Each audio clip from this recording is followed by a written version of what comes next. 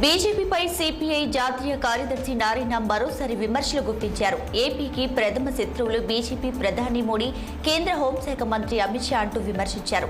విభజన హామీలు, ప్రత్యేక హోదా ఇవ్వకుండా ఏపీ తీవ్ర అన్యాయం చేశారంటూ మండిపడ్డారు. ఇక కేంద్రంలోని బీజేపీ ప్రభుత్వం రైతుల సమస్యలు గాలికి వదిలేసిందని ఆరోపించారు. దేశంలో పంటలకు గిట్టుబాటు ధరలు లేక అన్నదాతలు తీవ్ర ఆర్థిక ఇబ్బందులతో ఆత్మహత్యలు చేసుకుంటున్నారని ఆవేదన వ్యక్తం చేశారు. బీజేపీ దేశం సంక్షేమాన్ని పక్కన పెట్టి తమ మిత్రులు అదానీ, అంబానీల సంక్షేమం కోసం పనిచేస్తుందంటూ ధ్వజమెత్తారు. ఇక వచ్చే పార్లమెంట్ ఎన్నికల్లో అయోధ్య రాముడి పేరుతో లబ్ధి పొందాలని చూస్తుందంటూ ఫైర్ అయ్యారు. అలాగే కేంద్రంలో మళ్లీ బీజేపీ అధికారంలోకి వస్తే దేశ రాజ్యాంగాన్ని మార్చే అవకాశాలు ఉన్నాయంటూ సంచలన వ్యాఖ్యలు చేశారు. ఇప్పుడు ఈ మహాసభలో ఏం నిర్ణయించబోతున్నారు? ఈ 10 ఏళ్ళకి వాళ్ళు పరిపాలన సాగించారు. ఈ పరిపాలనలో ఒక్క పబ్లిక్ సెక్టార్ని తెచ్చారా? ఒకే ఒక పబ్లిక్ సెక్టార్ని తెచ్చారా? ఏకపంగా పబ్లిక్ సెక్టర్ అమ్మేస్తున్నారు వరుసపెట్టి. లేటెస్ట్గా విశాఖ స్టీల్, ఎల్ఐసి లాంటిది ప్రాఫిట్ ప్రపంచంలోనే మన ఎల్ఐసి నెంబర్ 1. 98% సక్సెస్ రేటు మన ఎల్ఐసి. జపాన్ కానీ అమెరికా కానీ 58%, 51% సక్సెస్ రేట్. అంత అద్భుతమైనటువంటి ఎల్ఐసిని డిస్ఇన్వెస్ట్మెంట్ పెట్టేస్తున్నారు. బిఎన్ఎస్, ఇప్పుడు స్టీల్ ప్లాంట్ అన్నీ పోతున్నాయి. ఒక్క ఇరిగేషన్ ప్రాజెక్ట్ అని తెచ్చారా వీళ్ళు వచ్చినాక? అటు అధికార ప్రతిపక్షాలపై సిపిఐ రాష్ట్ర కార్యదర్శి శ్రీనివాసరావు మండిపడ్డారు. పారిశ్రామిక అభివృద్ధిలో రాష్ట్రం 8వ స్థానానికి పడిపోయిందంటూ మండిపడ్డారు. ఇక రాష్ట్రంలో ఉన్న వనరులను పెట్టుబడిదారులకు అప్పగించారంటూ ఆవేదన వ్యక్తం చేశారు. కేంద్ర ప్రభుత్వం కూడా రాష్ట్రాన్ని పట్టించుకోలేదన్నారు. మోడీ ప్రభుత్వ పల్లకిని టీడీపీ, వైసీపీలు మోస్తున్నాయని చెప్పుకొచ్చారు. రాష్ట్రాన్ని ఇలానే చేస్తే ఊరుకునేది లేదని హెచ్చరించారు. బీజేపీతో అంటగాగుతున్న టీడీపీ, జనసేన, వైసీపీలను ఓడించాలని పిలుపునిచ్చారు.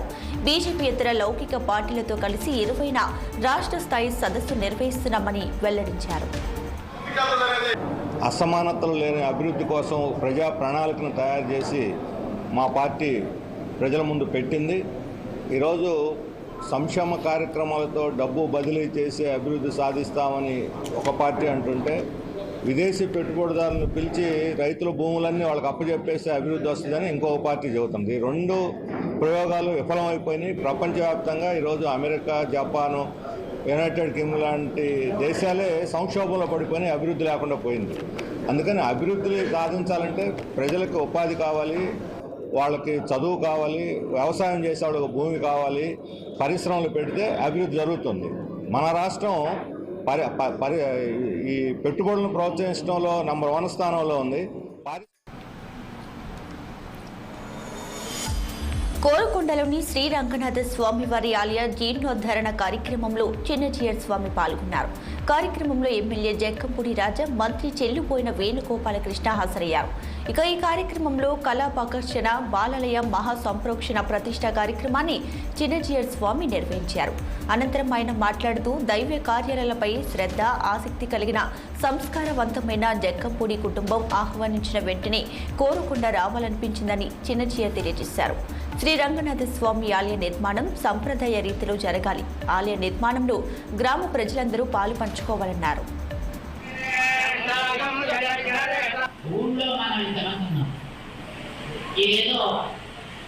అన్నవారి దేవస్థానం పొందడం తీసుకుందిట, టీటీడీ వాళ్ళు పైసలు ఇస్తున్నారట, రాజా గారు కడుతున్నారట, పెద్ద రాజా గారు చూస్తున్నారట, ఆర్థిక శ్రమలకు చేయిస్తున్నారట. కనుక మనం వెళ్ళి తీర్థం పుచ్చుకుందాం, అది ఉడుకుందామా, ఏం చేద్దాం? మనందరం కూడా ఈ సేవా కార్యక్రమంలో పాల్గొవాలి. ఎంతమంది పాల్గొందాం?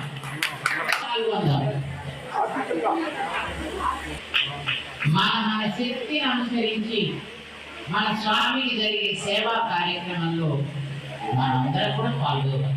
ఊళ్ళో మనం ఇంతమంది ఉన్నాం. ఇదేదో అన్నవారి దేవస్థానం పొందడం తీసుకుందిగా.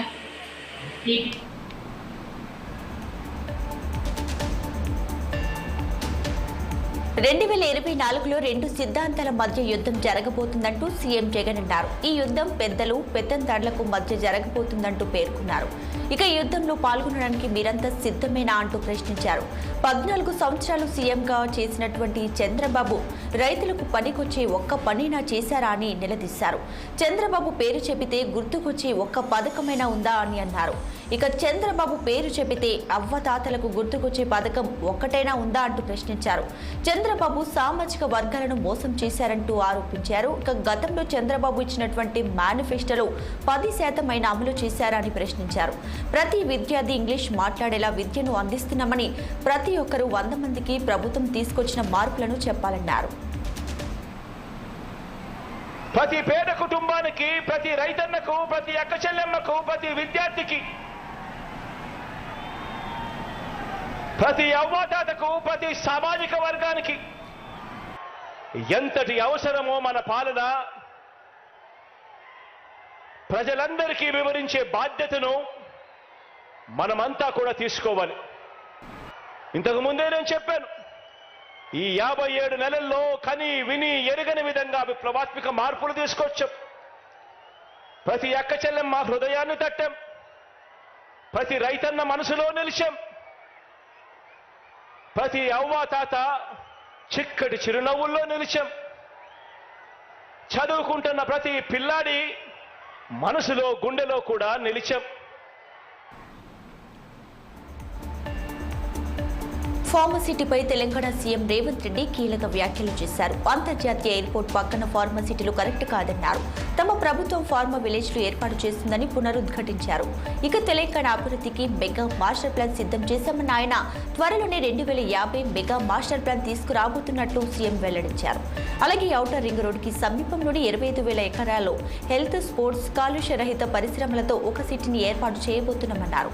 ఇక తమ ప్రభుత్వానికి స్పష్టమైన విధానం ఉందని, గతంలో సృష్టించిన సమస్యలను పరిష్కరిస్తూ భవిష్యత్ ప్రణాళికలు రూపొందిస్తూ ముందుకెళ్తామన్నారు. ప్రపంచంతో హైదరాబాద్ నగరం పోటీ పడుతుందంటూ నానక్రామ్గూడలో Telangana state fire services headquarters building ప్రారంభోత్సవ కార్యక్రమంలో ఈ వ్యాఖ్యలు చేశారు. ఈ హైదరాబాద్ నగరంలో ఒకప్పటి వాతావరణం నుంచి బయటకు తీసుకొచ్చి మత కలహాల నుంచి శాంతి భద్రతల సమస్యను పరిష్కరించుకుంటూ ఆనాటి ప్రభుత్వాలు ఒక విధానాన్ని నెలకొల్పినాయి. కాబట్టి ఈరోజు ఈ స్థాయిలో మన నగరం పోటీ పడుతుంది. తప్పకుండా అది చంద్రబాబు నాయుడు గారు కావచ్చు, రాజశేఖర రెడ్డి గారు కావచ్చు, చంద్రశేఖరరావు గారు కావచ్చు, గత 30 సంవత్సరాలు 10 సంవత్సరాలు చంద్రబాబు నాయుడు, 10 సంవత్సరాలు రాజశేఖర రెడ్డి గారు, 10 సంవత్సరాలు చంద్రశేఖర్. బీజేపీ కార్యకర్తలు దేశ అభివృద్ధిలో కీలక పాత్ర పోషిస్తున్నారని ప్రధాని మోడీ అన్నారు. ఢిల్లీలో జరుగుతున్న బీజేపీ జాతీయ కౌన్సిల్ సమావేశాల 2వ రోజు కార్యక్రమంలో పాల్గొన్న మోడీ కార్యకర్తలను ఉద్దేశించి ప్రసంగించారు. పార్టీని మరోసారి అధికారంలోకి తీసుకురావడానికి బీజేపీ పార్టీ కార్యకర్తలు ఎంతో కష్టపడుతున్నారని చెప్పారు. ఇక వచ్చే 100 రోజులు ఎంతో కీలకమని తెలియజేశారు. 18 ఏళ్లు నిండిన వారంతా 18వ లోక్సభ ఎన్నికలకు ఓటు వేయబోతున్నారని చెప్పారు. అలాగే దేశవ్యాప్తంగా పార్టీ శ్రేణులు ఐక్యంగా పనిచేయాలంటూ మోదీ కార్యకర్తలకు పిలుపునిచ్చారు. వచ్చే ఎన్నికల్లో అత్యధిక సీట్లు బీజేపీ గెలుస్తుందని మోడీ చెప్పారు. एनडीए सरकार 400 पार के नारे लगा रहे हैं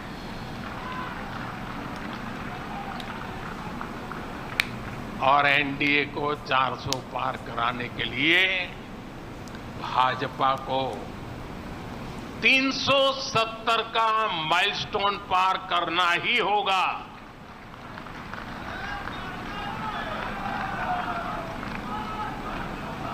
साथियों, कई बार लोग मुझसे कहते हैं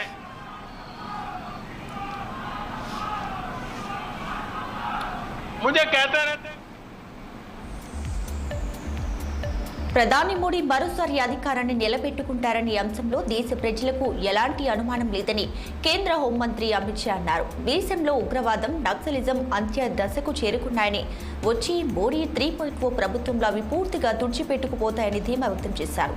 రాబోయే లోక్సభ ఎన్నికలను మహాభారత యుద్ధంతో పోల్చిన ఆయన, మోడీ ఒకవైపు, కుటుంబ పార్టీలకు నేతృత్వం వహిస్తున్నటువంటి కాంగ్రెస్ మరోవైపు ఉన్నాయంటూ వ్యాఖ్యానించారు.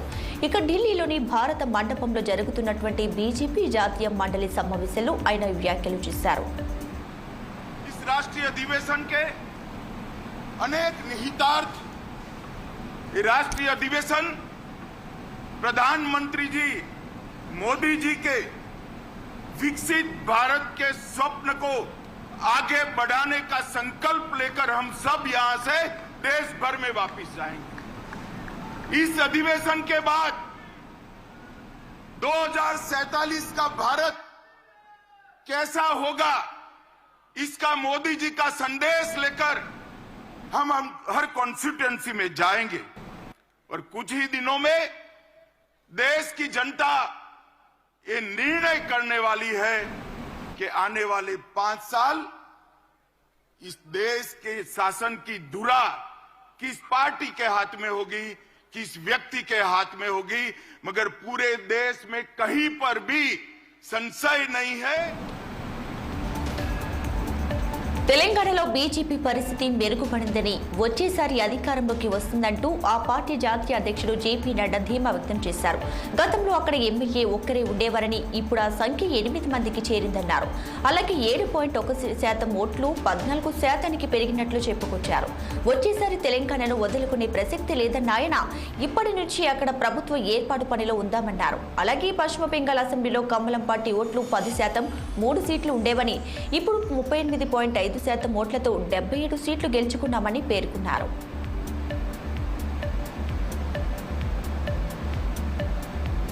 ఇక బనగనపల్లి ఎమ్మెల్యే కాటసాని రామిరెడ్డిపై మాజీ MLA BC Janardhan Reddy fire అయ్యారు. నంద్యాల జిల్లా కోవెలకుంటలో ఎమ్మెల్యే కాటసాని రామిరెడ్డి ఇటీవల ప్రారంభించిన కమ్యూనిటీ హాల్ను ముస్లింలతో కలిసి మాజీ ఎమ్మెల్యే బీసీ జనార్దన్ రెడ్డి పరిశీలించారు.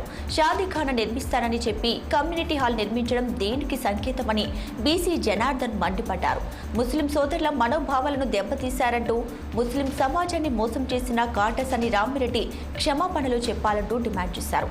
2024 తెలుగుదేశం పార్టీ అధికారంలోకి వచ్చిన వెంటనే అన్ని వసతులతో కూడిన షాదీఖానా నిర్మిస్తారని హామీ ఇచ్చారు. ఇక అయోధ్య రామ మందిరాన్ని మాజీ మంత్రి తలసాని శ్రీనివాస్ యాదవ్ దర్శించుకున్నారు. అందులో భాగంగానే అయోధ్య ఎమ్మెల్యే రామచందర్ బిదాయితో కలిసి బాలరాముడికి ప్రత్యేక పూజలు నిర్వహించారు. తదనంతరం రామ్ రసోయి ట్రస్ట్ సభ్యులు తలసాని శ్రీనివాస్ యాదవ్ ను సన్మానించారు. అనంతరం గురూజీ రాజుదాస్ను కలుసుకుని ఆశీర్వాదం తీసుకున్నారు. టీడీపీ అధినేత చంద్రబాబు నివాసంలో రాజశ్యామల యాగం పూర్ణాహుతితో ముగిసింది. శుక్రవారం నుంచి మొదలైన ఈ యాగం 3 రోజుల పాటు వైభవంగా జరిగింది. గుంటూరుకు చెందిన వేద పండితుల శ్రీనివాస ఆచార్యుల ఆధ్వర్యంలో నిర్వహించారు. దాదాపు 50 మంది ఋత్వికులచే చంద్రబాబు దంపతుల చేతుల మీదుగా పూజా క్రతువులు నిర్వహించారు. ఈ యాగంలో పార్టీ కార్యాలయ సిబ్బంది కూడా పాల్గొన్నారు. విజయవాడలో టీడీపీ పార్టీ అధినేత చంద్రబాబు చిత్రపటానికి బుద్ధ వెంకన్న రక్తాభిషేకం చేశారు. సిబిఎన్ జిందాబాద్, సిబిఎన్ తన ప్రాణమని తన రక్తంతో గోడపై రాతలు రాశాడు. అనకాపల్లి సీటు ఎంపీ సీటు లేక విజయవాడ పశ్చిమ సీటు గాని తనకు కేటాయించాలన్న బుద్ధ వెంకన్న కోరారు. తనను ప్రోత్సహించే చంద్రబాబు ఆయన దీవెనలతో ఎమ్మెల్సీ అయ్యారని చెప్పుకొచ్చారు. ఇక తనకు సీటు రాకుండా చేసిందే కేసినేని నాని అని అతనిపై బుద్ధ వెంకన్న అనుచిత వ్యాఖ్యలు చేశారు. జగన్ ప్రభుత్వం వచ్చిన తర్వాత విజయసాయిరెడ్డి, వల్లభనేని వంశీ, నానిలపై తనొక్కడే గొంతెత్తానని ఎవరు మాట్లాడలేదని బుద్ధ వెంకన్న చెప్పుకొచ్చారు. కనకాపల్లి జిల్లా పట్టణంలో నూకాంబిక అమ్మవారిని జనసేన పార్టీ రాష్ట్ర ప్రధాన కార్యదర్శి కొణిదెల నాగబాబు దర్శించుకున్నారు. ఆలయ ప్రధాన అర్చకులు నాగబాబుకి ఘన స్వాగతం పలికి ప్రత్యేక పూజలు నిర్వహించి అమ్మవారి తీర్థ ప్రసాదాలు అందజేశారు. అనంతరం అక్కడి నుంచి వేల్పుల వీధి గౌరీ పరమేశ్వరి అమ్మవారిని దర్శించుకుని అనంతరం పట్టణంలో న్యూ కాలనీలో రోటరీ కళ్యాణ మండపంలో నిర్వహించిన ఉత్తరాంధ్ర మెగా అభిమాన ఆత్మీయ సమావేశంలో పాల్గొన్నారు. ఈ సందర్భంగా నాగబాబు మాట్లాడుతూ పవన్ కళ్యాణ్, టీడీపీ అధినేత చంద్రబాబు రావు సూచనల మేరకు జనసేన పార్టీలో ఎక్కడి నుంచి పోటీ చేయాలన్నదే త్వరలో వెల్లడిస్తామని నాగబాబు అన్నారు. భారత బ్యాడ్మింటన్ మహిళల జట్టు చరిత్ర సృష్టించింది. ఆసియా మహిళల బ్యాడ్మింటన్ ఛాంపియన్షిప్ 2024ను కైవసం చేసుకుంది. ఫైనల్ మ్యాచ్లో థాయిలాండ్ జట్టుపై విజయాన్ని సాధించి ఆసియా మహిళల బ్యాడ్మింటన్ ఛాంపియన్షిప్ను దక్కించుకుంది. ఫైనల్లో 3-2 తేడాతో విజయం సాధించిన భారత్ చరిత్రలో మొదటిసారి ఆసియా బ్యాడ్మింటన్ ట్రోఫీని గెలుచుకుంది. తొలి సింగిల్స్లో పీవీ సింధుతో సుపనిత కతేర్థంపై గెలుపొందడంతో భారత్ ఆధిక్యంలో నిలిచింది.